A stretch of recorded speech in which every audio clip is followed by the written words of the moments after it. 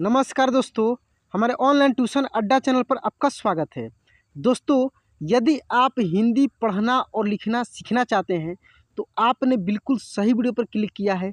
मैं इस वीडियो में एक स्टोरी के माध्यम से आपको एक एक शब्दों को बहुत ही बारीकी से, एक एक मात्रा को अलग कर कर के मैं इसमें पढ़ाने वाला हूँ।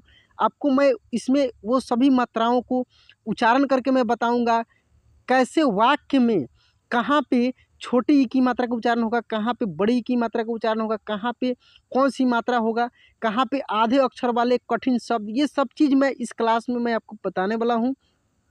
दोस्तों, इस क्लास को लास्ट तक देखिएगा, स्किप नहीं कीजिएगा। और देखिए, एक बहुत ही इंटरेस्टिंग, एक बहुत ही रोचक कहानी है, जिससे आपको मोटिवेशन भी मिलेगा, जिससे आपको कुछ सीख भी मिलेगी। तो आइए बिना देरी किए हुए इस क्लास को हम लोग शुरू करते हैं। देखिए दोस्तों, इस स्टोरी का नाम है अपनी नज़र को बदलो। ये मोटिवेशनल स्टोरी है।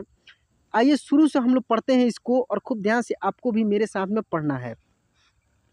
देखिए, एक बार एक बहुत बड़ा नेता एक साधु के छोटे से आश्रम, देखिए श्र, ये तालव्य श और र के मिलने से बना है श्र, ठीक ना, इसको हम लोग बोलते हैं श्र। तो ये क्या है, आश्रम में गया। एक बार एक बहुत बड़ा नेता एक साधु के छोटे से आश्रम में गया। खूब ध्यान से इस कहानी को सीखना भी है, और मेन मकसद हम लोग का है शब्दों को सीखना और कैसे वाक्य को हम लोग पढ़ते हैं, ठीक ना, वाक्य में शब्द कैसे पढ़ा जाता है। ये काफ़ी दोस्तों को बहुत दिक्कत होती है कि सर, शब्द तो मैं ऐसे पढ़ लेता हूँ, जब वाक्य में पढ़ना रहता है, कोई बड़े बड़े वाक्य रहता है, कहानी रहता है, तो उसमें दिक्कत होता है। और सबसे ज़्यादा दिक्कत लिखने में होती है। तो आपको लिखने तभी आएगा जब आप वाक्य में देखेंगे कि इसका उच्चारण कैसे हो रहा है, तब आप लिखने में भी सक्षम हो पाएंगे। तो यहाँ पे देखिए, अब ये देखेंगे, वह साधु के बारे में बहुत सुना था, तो उसके मन में आया कि मैं, देखिए यहाँ मैं ऊपर बिंदी है, तो इसको हम लोग कैसे पढ़ेंगे, मैं एक बार जा करके देखता हूँ कि लोग उसकी इतनी तारीफ क्यों करते हैं। ठीक है, देखिए वो जो नेता था वो साधु के छोटे से आश्रम में गया। वह साधु के बारे में बहुत सुना था, तो उसके मन में यह बात आया, यह सवाल आया कि मैं भी एक बार जाकर देखता हूँ कि लोग उसकी इतनी तारीफ क्यों करते हैं। किसकी, साधु की। ठीक है, जब वह उस आश्रम में गया तो वहाँ पर एक छोटा सा कमरा था। कहाँ पे, उस आश्रम में, साधु की आश्रम में, जहाँ पर एक कालीन बिछा हुआ था। एक छोटा सा कमरा था जहाँ पे कालीन बिछा हुआ था। ठीक है, बैठने के लिए जो बिछाया जाता है। वहाँ पर कुछ लोग नीचे बैठे हुए थे। वहाँ पे कुछ लोग नीचे बैठे हुए थे और साधु जी सामने बैठे हुए थे। देखिए, मैं एक एक शब्दों को खूब आराम से पढ़ रहा हूँ, आपको सिखाने के लिए। आपको भी देखना है मैं कैसे पढ़ रहा हूँ इसको। कुछ सवाल जवाब चल रहा था, कुछ सवाल जवाब चल रहा था। वह नेता उस आश्रम में आया और उस नेता के साथ में 4 बॉडीगार्ड भी थे, और उसकी यह आदत थी कि जहाँ पर भी वह जाता था, लोग अपनी जगह से खड़े हो जाते थे और उसकी तरफ देखते थे, हाथ जोड़ते थे और सर झुकाते थे। नेता था, बड़ा आदमी था, तो उसकी आदत थी कि वो जहाँ पर भी जाता था, लोग उसके सामने अपने सर झुका लेते थे और उसी के तरफ देखते थे, ठीक ना। लेकिन इस जब आश्रम में गया साधु के पास, तो देखिए वहाँ पे क्या होता है, खूब ध्यान से देखिए इसको।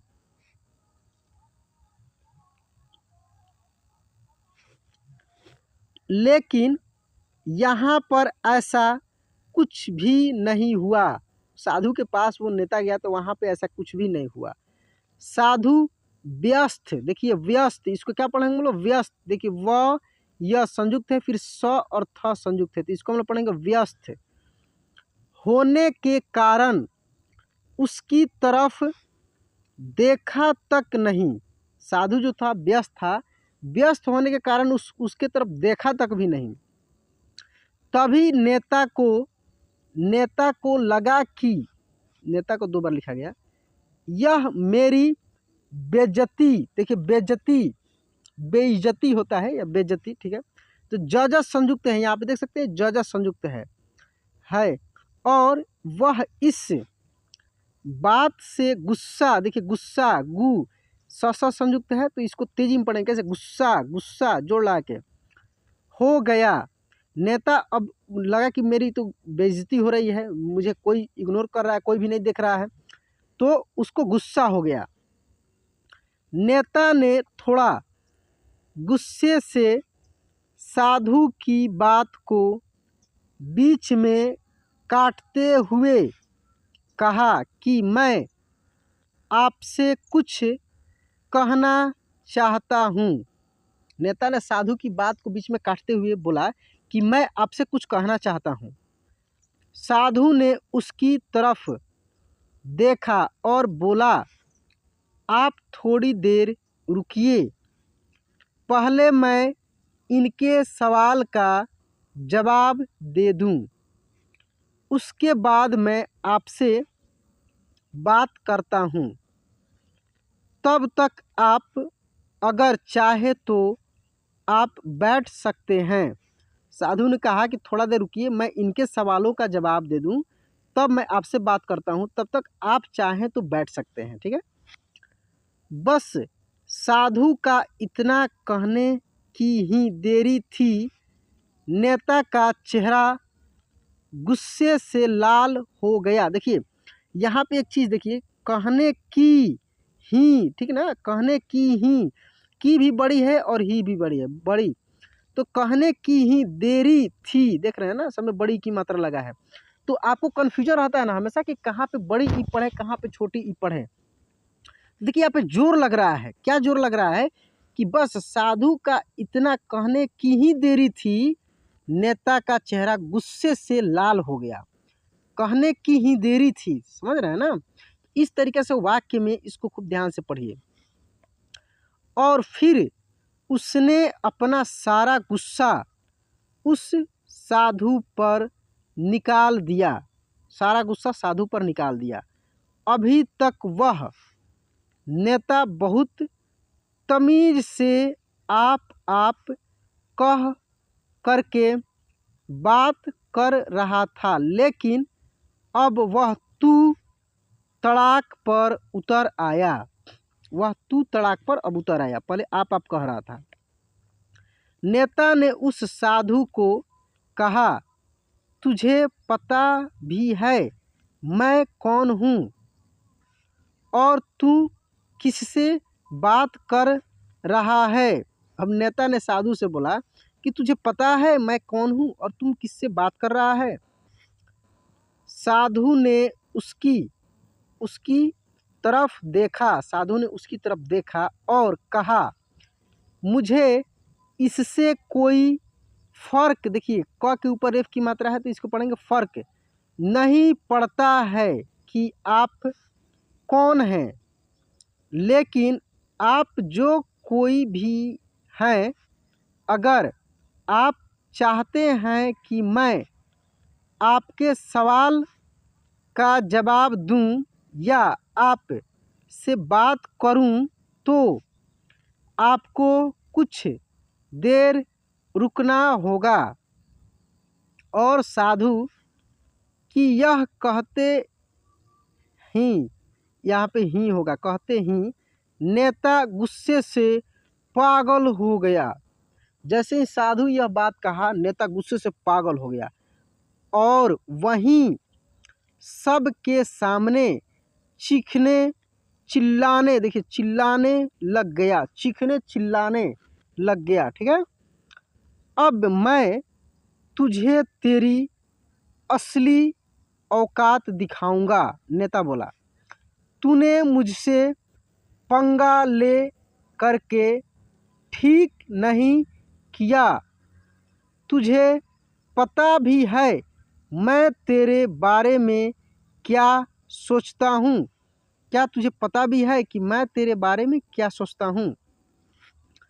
साधु ने फिर से नेता की तरफ देखा और बड़े ही प्रेम से कहा कि मुझे इससे कोई फर्क नहीं पड़ता कि आप मेरे बारे में क्या सोचते हैं।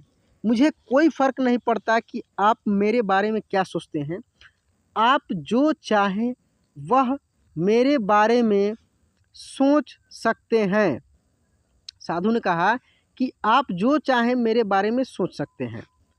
फिर नेता ने उससे कहा कि तू चाहे सुनना चाहता है या नहीं, लेकिन मैं तुझे यहीं सबके सामने बताऊंगा कि मैं तेरे बारे में क्या सोचता हूँ। तू कोई साधु नहीं है, तू एक बहुत ही घटिया इंसान है। तू एक ढोंगी है, ढोंगी, इसको पढ़ेंगे ढोंगी, पाखंडी है और यहाँ पर जितने भी लोग बैठे हैं उन सबको बेवकूफ़ बना रहा है। तेरा बस एक ही मकसद है, इन लोगों की जेब से जितना भी पैसा है वह सब तेरे पास में आ जाए। अब ये इल्ज़ाम जो है नेता लगाता है साधु पर, ठीक है, और उसको बोलता है तू अपने फ़ायदे के लिए इन लोगों का इस्तेमाल कर रहा है और अब मैं तुझे नहीं छोड़ने वाला हूँ। अब देखिए नेता बहुत कुछ बोल दिया, अब इसके आगे क्या होता है। पूरी दुनिया के सामने तेरा पर्दाफाश करके रहूँगा, पूरी दुनिया के सामने तेरा पर्दाफाश करके रहूँगा। लेकिन उसके इतना बोलने के बाद भी हल्की सी मुस्कान उस साधु के चेहरे पर बनी ही रही।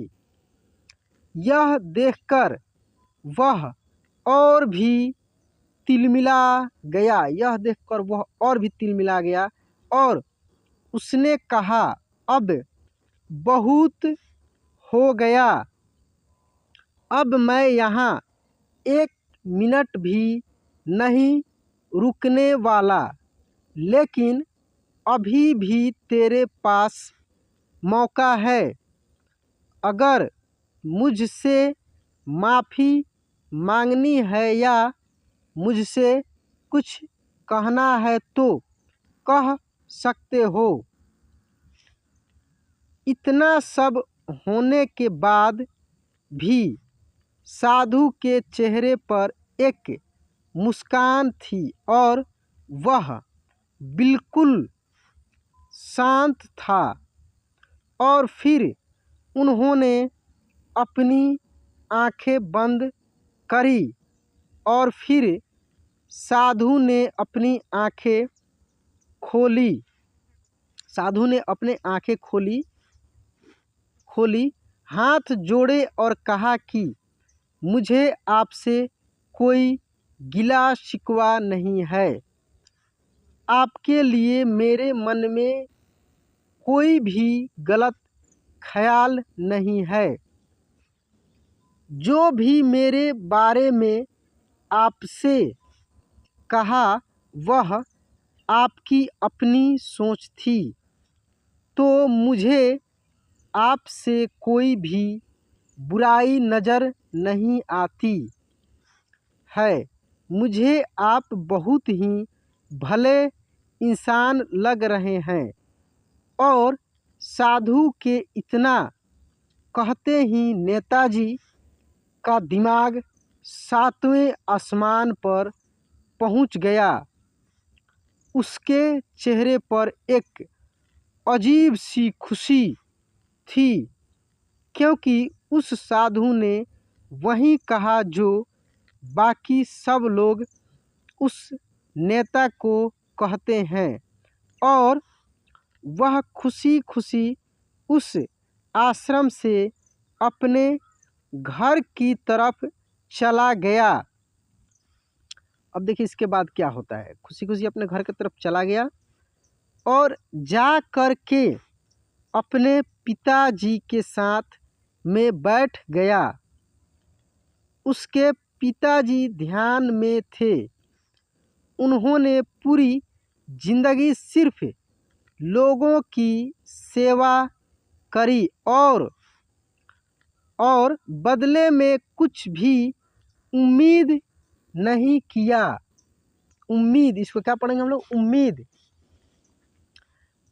तो थोड़ी देर बाद जब उन्होंने अपनी आंखें खोली और देखा अपने बेटे को अपने साथ बैठे हुए, तो उनके बेटे के चेहरे पर आज एक अजीब सी खुशी थी जो आज से पहले उन्होंने कभी नहीं देखी थी। ठीक है, अपने बेटे को देखा तो उसके बेटे के चेहरे पर अजीब सी खुशी थी जो उसके पहले कभी नहीं उसके पिताजी उसके चेहरे पर देखे थे। अब देखिए क्या होता है। वह आश्रम गया और वहाँ पर क्या हुआ, उसने क्या कहा और साधु जी ने क्या कहा। जब उसके पिताजी पूरी बात सुनी तो थोड़ा सा मुस्कुराए और अपने बेटे को देख करके बोले कि उन्होंने तुम्हारी तारीफ नहीं करी, क्योंकि उन्होंने वह नहीं कहा कि जो तुम हो, उन्होंने वह कहा कि जो वह खुद हैं। और तुमने जो भी कुछ उनको कहा वो नहीं कहा कि जो वो हैं, बल्कि तुमने वह कहा जो कहा होगा यहाँ पे, जो तुम खुद हो। देखिए अब उसके पिताजी उससे बोलते हैं, सब बात जब जान गए तो उससे बोलते हैं कि जो महात्मा जी ने तुमको कहा, साधु जी ने जो तुमको कहा, वो यह चीज़ नहीं कहा जो तुम हो, वह यह कहे कि वो खुद हैं, क्योंकि उनके अंदर वो चीज़ थी तभी वो तुम्हें उतना बोले। और तुमने जो उनको कहा वो तुम उनको नहीं बोले, तुम अपने आप को बोले, क्योंकि तुम वो खुद चीज़ हो जो तुम वहाँ पे दिखा दी कि मैं ये चीज़ हूँ। ठीक है, यही बात वेदों में भी कही गई है। यही बात वेदों में भी कही गई है। यथा दृष्टि तथा सृष्टि, जैसे देखोगे वैसे ही दिखेगा। यथा दृष्टि माने जैसे तुम्हारी दृष्टि है, तथा सृष्टि वैसे ही सृष्टि है। तुम जैसे देखते हो वैसे ही दिखता है। देखने की तुम्हारी अपनी नज़र है, सबकी अपनी अपनी नज़र है। यह दुनिया तुम्हें वैसी नहीं दिखती जैसी यह दुनिया है। यह दुनिया वैसी नहीं दिखती जैसी यह है। यह दुनिया वैसी दिखती है तुम्हें जैसे तुम खुद हो। तुम जैसे खुद हो वैसे ही तुम्हें ये दिखती है। जिसकी नज़र जैसी है उसके लिए यह दुनिया वैसी ही है। तो अगर तुम अपनी दुनिया को बदलना चाहते हो तो उसका सिर्फ एक तरीका है, अपनी नज़र को बदलो। देखिए दोस्तों, ये कहानी बहुत बड़ी सीख दी कि देखिए हम लोग जैसे सोचते हैं, हम लोग जैसे हैं उसी तरह के हम लोग देखते हैं। यदि किसी के बारे में हम लोग गलत सोचते हैं, इसका मतलब हमारे अंदर, हम लोग के अंदर गलत भावना है उसके प्रति, भले वो सही हो, वो अच्छा हो, ठीक है, लेकिन हम लोग जो अंदर सोचते हैं, जो हम लोग जैसे हैं वैसे ही हम लोग देखते हैं, वैसे ही ट्रीट करते हैं। तो दोस्तों अपनी नज़र को बदलो, अपने नज़र को मतलब कि साफ रखिए, कभी भी किसी के प्रति गलत नहीं सोचिए, किसी के प्रति बुरा नहीं सोचिए और हमेशा खुश रहिए, स्वस्थ रहिए, किसी भी चीज़ का टेंशन नहीं लीजिए। एक-एक दिन निकलते जा रहा है, सब दिन अच्छा बीतेगा, सब दिन बीतते आया है और बीतेगा भी, ठीक है। चलिए दोस्तों, यह स्टोरी कैसा लगा प्लीज़ कमेंट बॉक्स में लिख कर बताइएगा और यदि अभी भी चैनल को सब्सक्राइब नहीं किए तो सब्सक्राइब कर लीजिए, बेल आइकन दबा के ऑल पे क्लिक कर लीजिएगा। चलिए दोस्तों, आज की क्लास यहीं पे एंड करते हैं, मिलते हैं अगले क्लास में। जय हिंद।